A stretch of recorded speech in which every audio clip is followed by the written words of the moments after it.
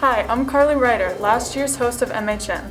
This year, I want to introduce all of you to a new show we are calling The Maynard Legacy. On this episode, a pioneering story from the Maynard retirement home. Violent world of Calcio Florentino, Cam has an animation depicting an enthralling heist. Deep dive into the malice at the palace. This is episode 1 of The Maynard Legacy. Let's go!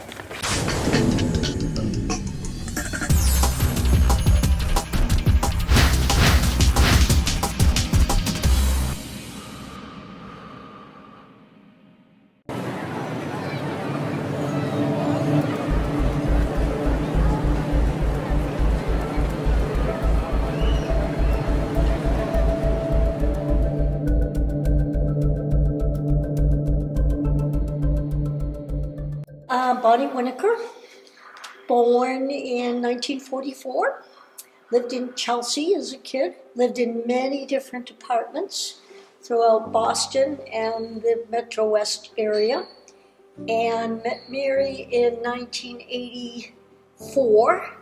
We got together in 87, and we've been together ever since. It comes to about 34 years. Started teaching in 1965. I was already out as a lesbian. I came out when I was 18 years old. It was very difficult because you could have been fired if they would have found out. So I lived 2 lives and I lied a lot. Things got easier in the 90s and I began to tell certain people. But prior to that, from the 60s to the 90s, was very difficult. I love teaching. I love the kids. I love seeing you guys around. It makes me feel like I'm right back. Like she's back teaching without the work.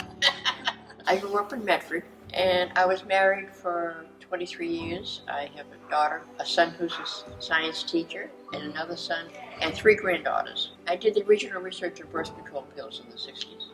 Wow. Best job I ever had in my life. Maynard is a wonderful, diverse community.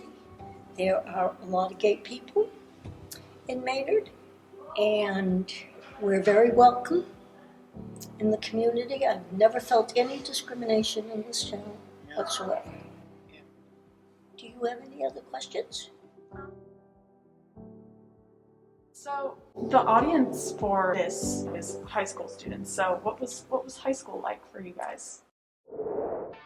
Hi, I'm Sam Teague. And I'm Johnny. And welcome to Sports Legacy, where we only bring you the best sports stories in history. Today we're going to be talking about the malice at the palace.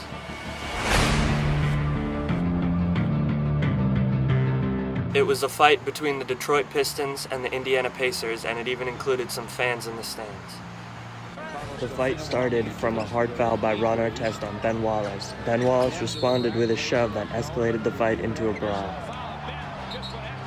The fight instigated from Ben Wallace and Ron Artest getting into a shoving match, and eventually both teams' benches cleared.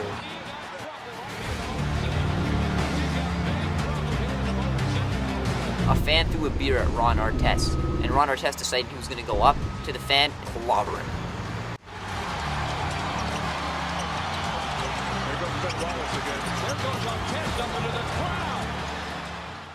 And for our closing top 5, we are going over the 5 other biggest fights in basketball history. At number 5, we have the iconic punch by Kermit Washington. He fractured Rudy Tomjanovich's skull with 1 punch. At number 4, we have the Shaq-Charles Barkley fight. This fight started with a very hard foul in where Shaq pushed Charles Barkley, only for Charles Barkley to throw the basketball at Shaq's head and start a huge brawl. At number 3, the exchange between Bill Laimbeer and Robert Parrish. They were fighting for a rebound when Parrish pushed him down and started attacking him on the ground.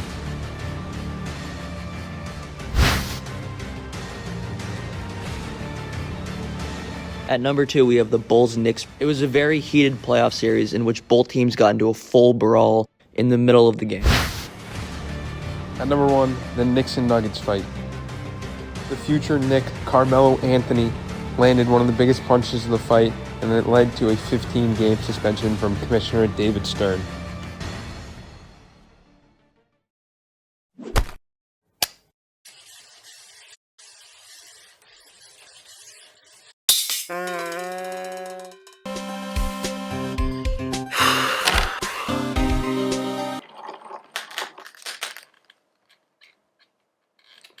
Welcome to Absent Storyboard. So you might be wondering what my segment is about. Sometimes even I don't know.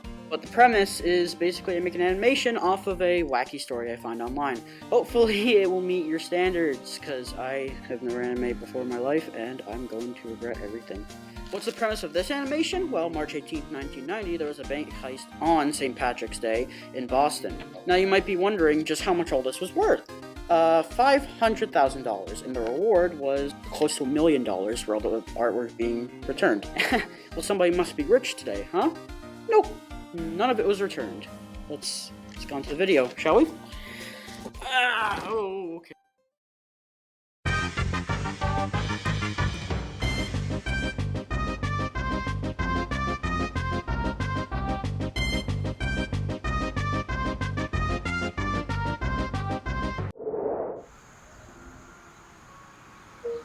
What's up, everyone? Welcome to the first episode of Wildest Sports. I'm Diego, and I have my co-host Amani behind the camera.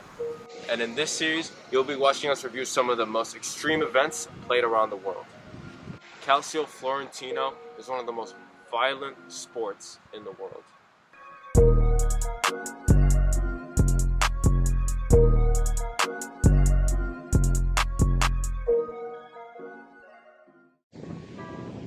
Calcio Florentino is a combination of soccer, football, and rugby. It was originated in Florence, Italy throughout the Middle Ages, and it is still played today.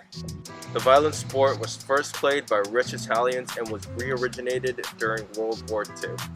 The match usually lasts around 50 minutes, and it is played in a field covered in sand that is twice as long as it is wide. Calcio Florentino is made up of 27 players per team. There are 2 teams, and it consists of goalkeepers, fullbacks, halfbacks, and forwards. Every time you miss a shot that's directed towards the net, the other team is rewarded half a point. Calcio Florentino does get violent at times. Martial arts is all legal within the rules of the game and makes it extremely exciting. The captain of each team stands directly in the middle of the goal and acts as a referee, and technically doesn't even participate in the match. Calcio Florentino is very dangerous, but luckily there has been no deaths in the modern game. But back then in ancient times, there has been many cases of people being injured or hospitalized. Calcio Florentino paved the way for modern sports that we enjoy today, like football, rugby, and my personal favorite, soccer. Thank you for tuning in to this episode of The Wild with your hosts Diego Pinto and Amani Committee behind the camera. Make sure to tune in next week where we'll be taking a look at slap boxing.